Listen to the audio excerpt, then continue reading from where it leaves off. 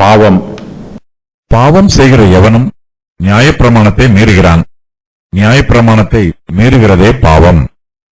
அவர் நம்முடைய பாவங்களை சுமந்து தீர்க்க வெளிப்பட்டார் என்று அறிவீர்கள். அவரிடத்தில் பாவமில்லை. அவரில் நிலைத்திருக்கிற எவனும் பாவம் செய்கிறதில்லை. பாவம் செய்கிற எவனும் அவரை காணவும் இல்லை, அவரை அறியவும் இல்லை. அப்போஸ்தலர் யோவான் பாவத்தை குறித்து எச்சரிக்கிறார். பாவத்தின் கிரியைகள் அந்தகாரத்தின் கிரியைகளாய் இருக்கிறது. நியாயப்பிரமாணத்தை மீறுகிறதே பாவம். பாவம் செய்கிற எவனும் நியாயப்பிரமாணத்தை மீறுகிறான். ஒருவன் பாவம் செய்யும் போது தேவனுடைய தெய்வீக பிரமாணத்தை மீறி அதை புறக்கணித்து போடுகிறான்.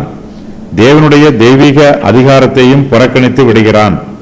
அதன் தொடர்ச்சியாக அவன் தேவனையும் புறக்கணித்து விடுகிறான், தேவனை மறுதலித்து விடுகிறான். நம்முடைய கர்த்தராகிய இயேசு கிறிஸ்து நம்முடைய பாவங்களை சுமந்து தீர்ப்பதற்காக இந்த உலகத்திலே வெளிப்பட்டார். தேவனிடத்தில் பாவமில்லை. அவர் நம்மை தமக்கு ஒப்பாக மாற்றுகிறார். அவர் வெளிப்படும் போது அவர் இருக்கிற வண்ணமாகவே நாம் அவரை தரிசிப்பதினால் நம்முடைய பரிசுத்தத்தில் நாம் அவருக்கு ஒப்பாயிருப்போம். கிறிஸ்துவோடு ஐக்கியமாய் இருக்க வேண்டும் என்று விரும்புகிறவர்கள் பரிசுத்தமாய் இருக்க வேண்டும். தேவனிடத்தில் பாவம் இல்லை, நம்மிடத்திலும் பாவம் இருக்கக்கூடாது.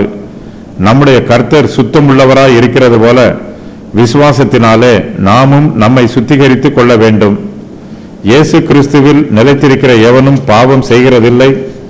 கர்த்தரிடத்தில் நிலைத்திருக்கிறவர்கள் அவருடைய உடன்படிக்கையிலும் நிலைத்திருப்பார்கள். அவருடைய ஒளியிலும் அவரை அறிகிற அறிவிலும் நிலைத்திருப்பார்கள். இப்படிப்பட்டவர்கள் ஒருவரும் பாவம் செய்ய மாட்டார்கள்.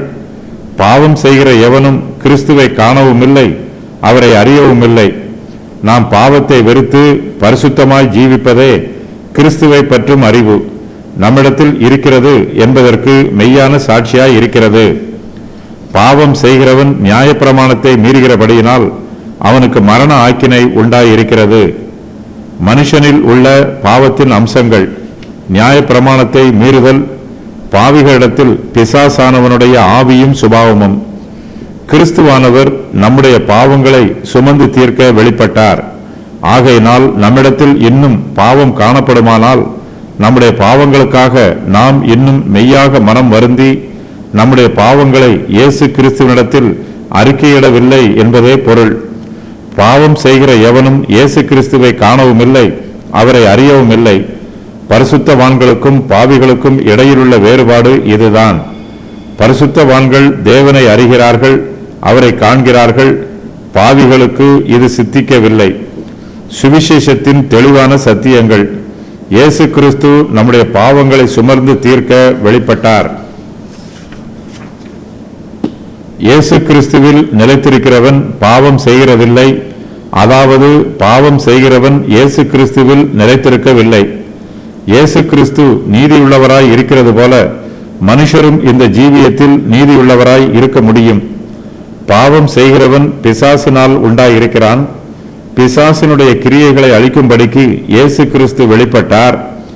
தேவனுடைய வித்து ஒருவனுக்குள் தரித்திருக்கிற வரையிலும் அவன் பாவம் செய்ய மாட்டான். எல்லோரும் தேவனுடைய பிள்ளைகள் அல்ல.